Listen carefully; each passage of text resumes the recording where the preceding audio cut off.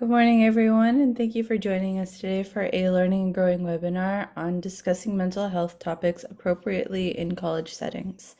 Our presenter today is Professor Cailyn Green of SUNY Empire State College. My name is Sidra, and I'll be your moderator today for Hawks Learning. We will have a live Q&A session after the presentation, so please enter any questions you have into the Q&A module as we go, and we'll answer them at the end. I will now hand it over to our presenter. Thank you. Thank you so much for that warm handoff. So I am Dr. Cailyn Green.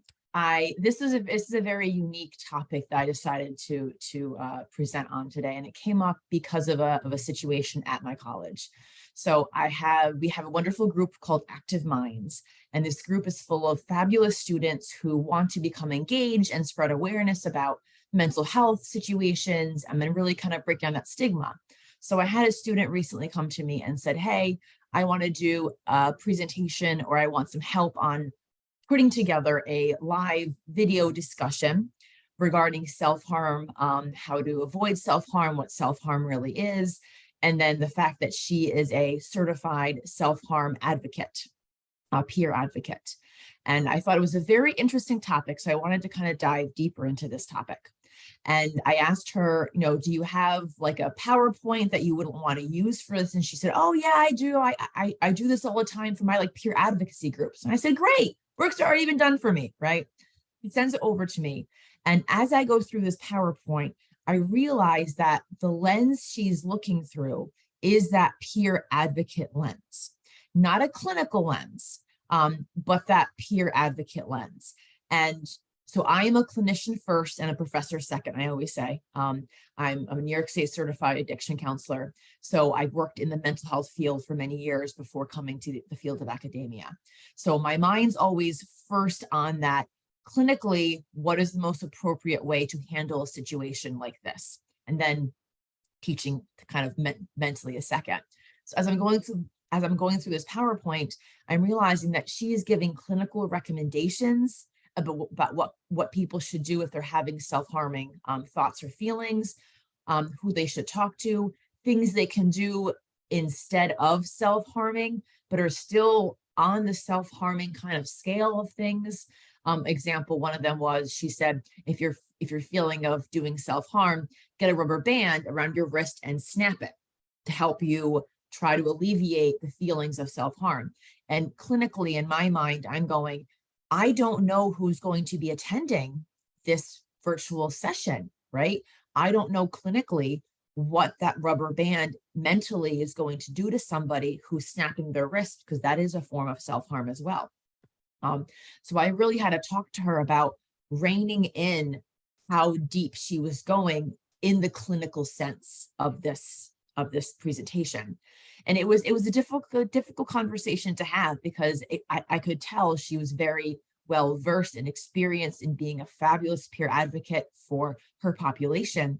But when talking about my role as a professor in this situation, putting on this live video virtual webinar discussion to invite any student from any of our campuses to attend, to listen, to engage, to interact, I had to put on my professor hat ahead of my clinical hat, because I was not going to be able to have the clinical background of all of the participants. So I could not allow her to share any type of clinical recommendations, ideas, because we didn't have the background necessary to properly give information like that. And the student was very open to that understanding. At first, I think they were a little confused, because they were saying, well, I'm a certified peer advocate. And I said, I understand that you are, but if I'm kind of heading this or monitoring this, I need to make sure that clinically we're not opening ourselves up for a possible clinical situation, because I'm not even in the room with the participants to be able to identify if someone's having thoughts or feelings, or maybe I wasn't having a thought before, but now I am, because you gave me some recommendations of what I can do for self-harm. So it was a very interesting conversation of how to frame this and how to figure out, how do I put my clinical hat down and pick up my professor hat because of the setting that we were in.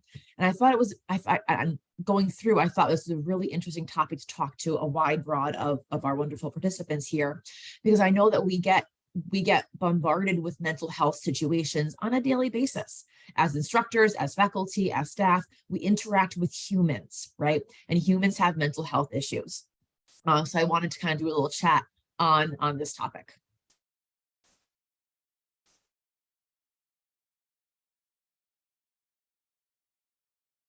Okay, so appropriate mental health chats. I wanted this to kind of be, how do we have mental health chats? How do we have them appropriately regarding the setting that we're currently in? So the Mayo Clinic identifies 44% of college level students as having symptoms of depression and or anxiety. These symptoms can look like difficulty with schoolwork, loss of interest in activities such as clubs, sports, or other social commitments. Symptoms of anxiety or depression don't always look like the things we see on TV, right? And this is part of the being more aware of these mental health issues so that we can help each other as well as our students. But we're not probably seeing our students' sleep or eating patterns change, right? We're not seeing anger. Well, we could be seeing anger outbursts, but we're not seeing the panic. We're not seeing the sleep. We're not seeing the eating issues. We're going to be seeing our students losing interest in activities.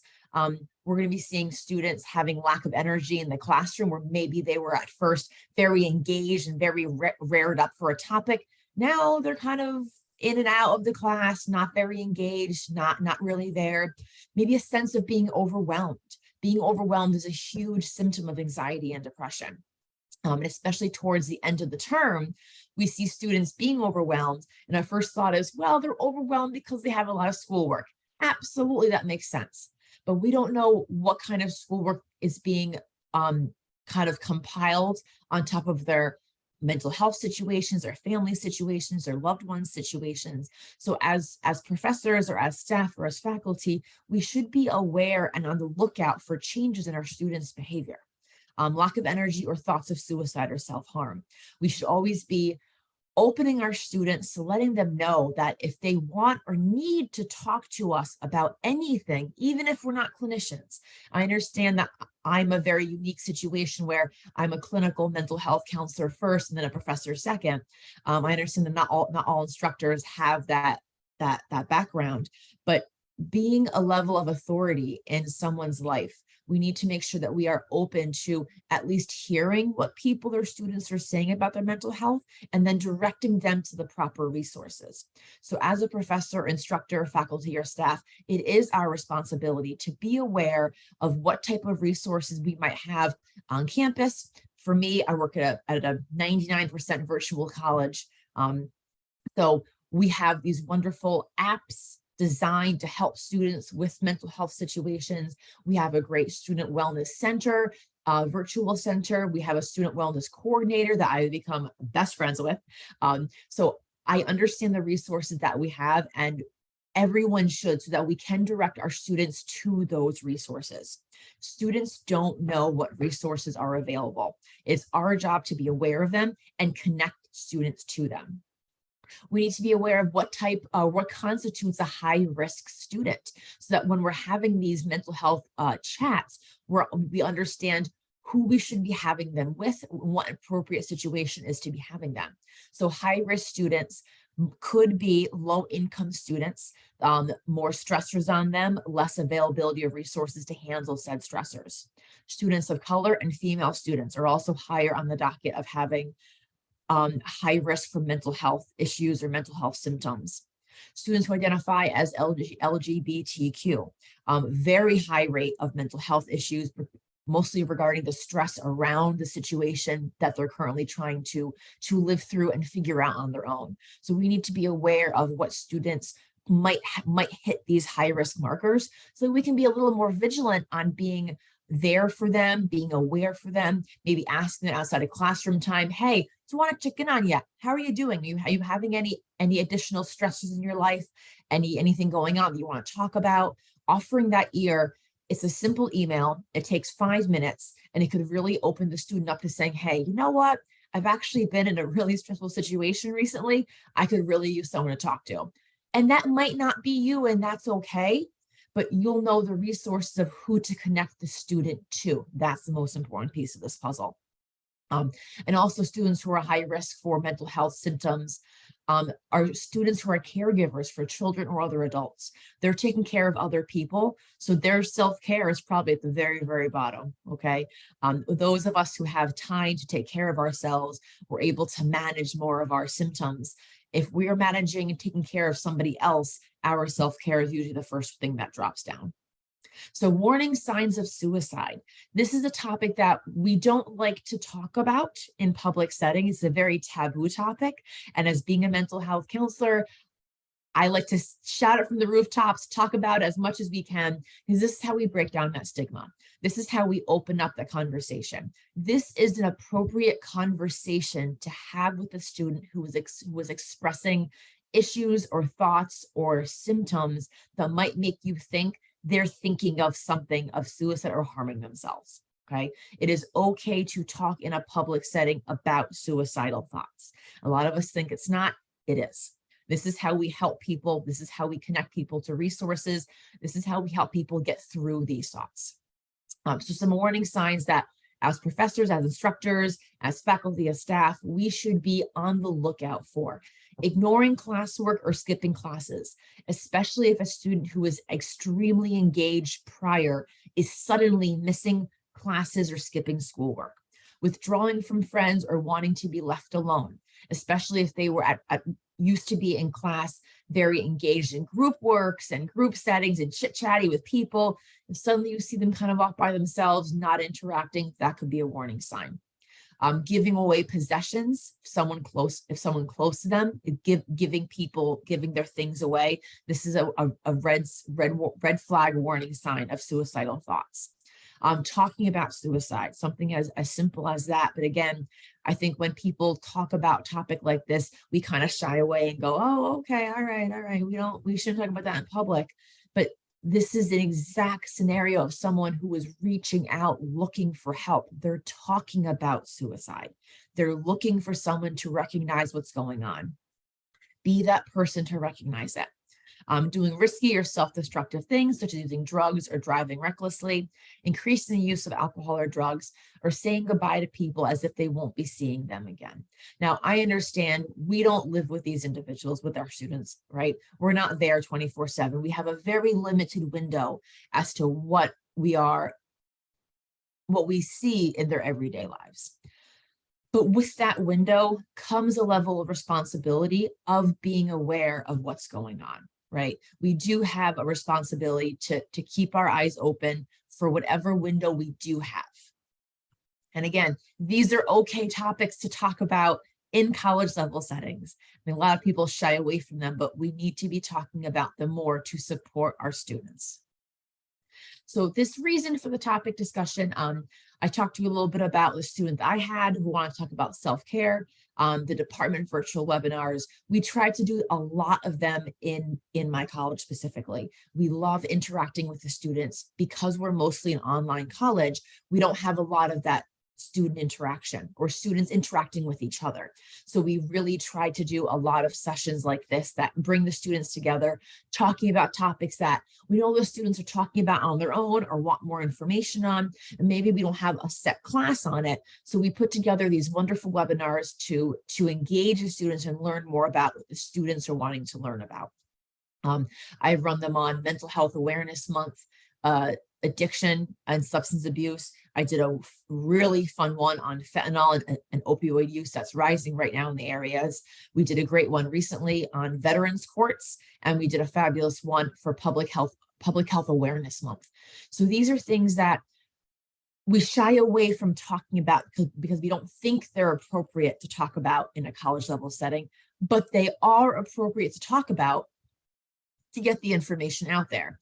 The tricky part is, how far do we go in the conversation, especially if we have a type of clinical background where we might want to bring that clinical setting in first, but we have to remember we're not clinicians first in this situation, we're professors first. So how we curtail those discussions, we focus the discussion more about what self-harm is, the definition of it, why people go through self-harming thoughts, what these self-harming thoughts might look like. We also ended it with figuring out what that self-harm peer advocate role is in friends, colleagues, that population's life. The student did a fabulous job explaining to the participants and students who joined the group what people think self-harm is versus what self-harm actually is. And it was really eye-opening experience for students to learn about not just what self-harm is in the movies or what they read about in books, but from a peer advocate who is engaging with people who are having self-harming thoughts on a daily basis. This is how we educate people on mental health in an appropriate way, right? We don't want to run a virtual group that brings in more clinical theory and situations and treatment methods, because we don't know the people who are joining the virtual group. We don't have their biopsychosocial backgrounds, right? We don't know about their biological, their social, their psychological, their socioeconomic backgrounds to provide any proper clinical recommendations, advice, care, treatment methods. That's not what this is about. We want to be using our platform, using our level of expertise, our level of authority in sharing information and letting people feel it's okay to talk about these taboo topics. While it can be scary to talk about, it's okay to talk about, and we should be. This is how we're going to best support our student population. So we talked about how I got a little pushback from the student because she wanted to go more into the clinical background, but I had to remind her, in this setting, I am not a clinician.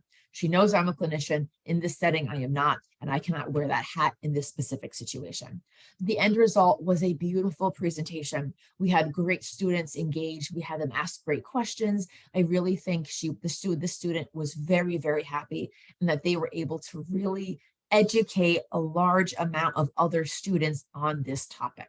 So if we're able to work around the barriers or work around kind of the the parameters that we want to put in for ourselves, as well as our role in this situation, we can really create some fabulous appropriate mental health chats with our colleagues as well as our students. We can't forget about our colleagues, right? Our colleagues are people too who go through mental health situations and need to be educated on mental health situations. So some of the do's and the don'ts that we want to be aware of. Do make sure you're knowledgeable on the topic, okay? If you have no experience in suicidal harm or behavior, don't offer to run a group on it, okay? Educate yourself, attend some other webinars, talk to some professionals about it, get some help, then offer to run a group on it. We just want to make sure that when we're sharing information on heavy topics such as mental health, suicide, self-harm, substance abuse, anything like that, that we know what we're talking about, right? We don't want to be sharing false information, because there are a lot of myths and false information out there regarding mental health topics. We really want to make sure that we're knowledgeable on the topic before we offer to share the information with others. We want to focus on evidence-based practices and trusted facts. Again, there are so many websites out there, and websites can be so wonderful and so helpful, and blogs and posts can be so helpful in educating the public. But if we're going to be doing this as our role as a professor, as faculty, as staff, as an instructor, we want to make sure we're basing our information in trusted information and evidence-based practices. Evidence-based practices are treatment methods or information that are clinically proven through evidence, through research, to be at this moment in time, the best possible way to handle something, or the most correct information. We want to be using our trusted resources for that. We want to stay general. We don't want to go specific into personal situations, okay? This is not the time or place for that. We want to be educating the public in an appropriate way on the content, not telling our backstory if we have a backstory in mental health situations. These webinars or virtual groups, they are educational platforms, not self-help groups. Okay, and I know teaching addiction courses, I have to remind my students all the time that this is an educational, academic-based class. This is not a self-help group. We want to make sure that we're keeping our personal stories to the minimum. We can use them a little bit to encourage the story, but we want to make sure that we're focusing on trusted content and trusted information. We want to have referrals ready. If you're running a group on addiction or educating on addiction and drug use, you want to have a whole list of referrals for drug addiction abuse ready to go at the end of the chat. So you want to make sure you're prepared for someone to come to you and say, hey, you know what? After this discussion, I might have a cocaine issue. Okay, here are 3 resources you can reach out to today, right now, with me if you want to. We want to make sure we always have referrals on hand ready to go for someone who may come to us who wants to actually talk about the topic that we just introduced to them. And isn't that a wonderful thing? That's the whole point of why we're having these appropriate mental health chats, to open the doors to make people feel more comfortable in actually communicating with them. So we have to be ready for it. And of course, keep it informational or educational based. We don't want to share personal stories. We don't want to give clinical advice. Even if you are a clinician, you can give clinical advice, clinical information in your clinical setting, in your clinical role. But as your role as a professor, as faculty and staff, we want to make sure we're keeping that to a minimum and keeping it to an educational basis situation. And we want to get involved. We don't want to get involved in scare tactics or horror stories. Okay, we want to keep this educational based, informational based. We want to remember what our role is in this specific scenario. So I mostly use Mayo Clinic for this. This is actually a really wonderful website. I love it. I give it to students all the time. College students in depression. I give it to parents of college students who might reach out to me going, hey, you know, I'm not sure. I think my student might have an issue. They're just drinking a lot at school. And I love giving them this website specifically because it really helps parents or loved ones of students who are combining family, health, work, and now college on top of it. That's a lot going on, right? So we want to make sure that we are sharing that information properly.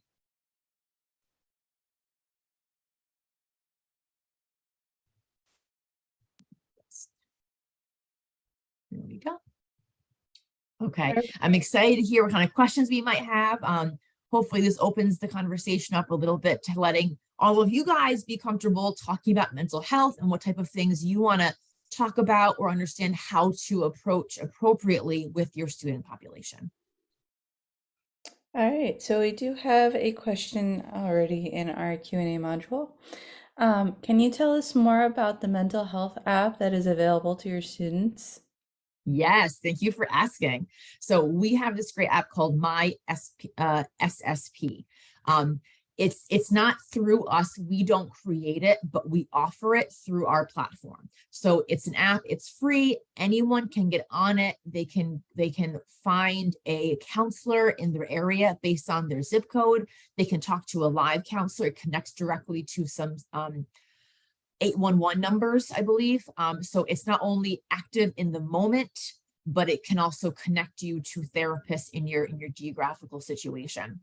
We also have our wellness coordinator. He is not a clinician, but he is the king of connecting resources. And that is such an important role to have at a college, to have someone that the students feel comfortable going to and saying, hey, I'm not feeling so great. I've got a lot of stress. I don't think it's normal, just school stress. And then we have someone who can say, hey, use the app directly, call it right now. Or let me print off a list of counselors in your area that you can go talk to as soon as possible. So finding a way to connect students to a resource that can really, really help them. Even if it's just having that, I believe New York State just created, I believe it's 811 mental health hotline number. And it's fabulous because they have 24/7 mental health counselors staffed, and you can just call them and talk to them at any time. Awesome, thank you. We do have one other question. Sorry. What should I do if a student tells me that they are thinking of harming themselves? Thank you. So this can be a difficult situation to be put in, especially if you don't have any experience in mental health or suicidal ideations.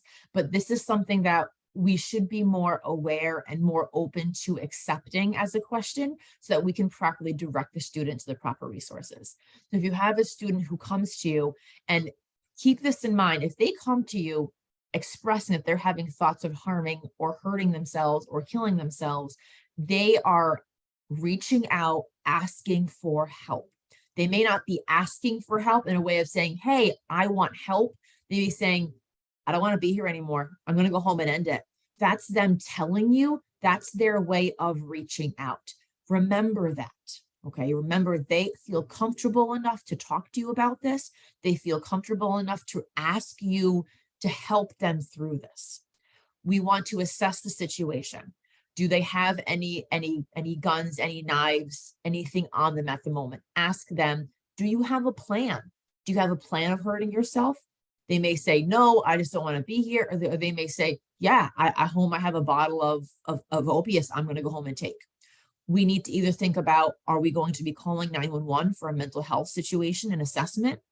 Do we need to call their parents or loved one? Can we ask them, hey, is there someone I can call? I don't want you going home alone right now. And you can say things like that. Be open, have a conversation. Don't shy away from it. Say, hey, if your plan is to go home and hurt yourself, can we sit here and talk for a little bit?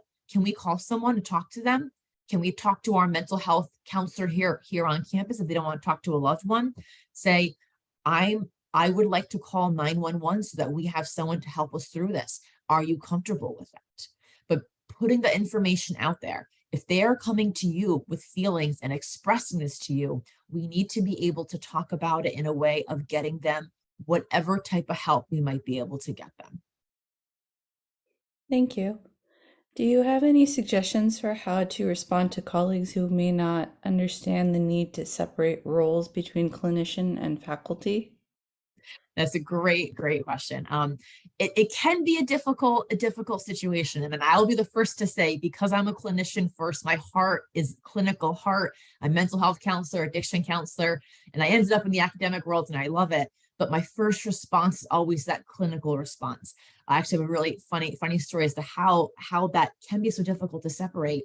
When I first got my first advisee load or mentee load, I had a student who wasn't responding to me. Now, my clinical self immediately went into I need to call their parents. I need to call their loved ones. I need to maybe do a mental health awareness house check and call 911 and have someone go over there and check on them. What do I do to make sure the student's okay? So I reached out to my department chair and I told her, how do I find the student's emergency contacts? So I call them and make sure they're okay.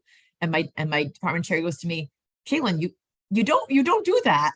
And I was like, what do you mean? I've emailed them 3 times and I've called them and they're not answering. And she goes, yeah, they may just be going to a different school. They may just not want to talk to you. You can't force yourself in their life. This is a different role you're playing in people's lives now. So it really took me some time to figure out what that difference is. And a way to kind of maybe explain that to a colleague who's having difficulty with that is maybe talking about burnout with them. If you're trying to be a counselor to your mentee load of 80, 100, however mentees you may have, that is not an adequate way. We're not going to be able to keep that type of clinical level up, right? Clinical caseloads are much lower than our student caseloads. And remind them that. Say, hey, I see you're giving a lot of clinical support to your students. How are you handling that? Is that a little bit maybe too much for you to be taking on? Maybe we can connect your students to some resources so that you can get back your time to do your other job roles or responsibilities. Because that's the reality. We're not going to have the time to give clinical support to all of our students. We have other responsibilities as faculty, as staff, but knowing where to send your student to or how to connect them, that's that important piece that we need to be able to have to make that connection so that we feel, especially those with clinical background, that we've done all we can do in this role.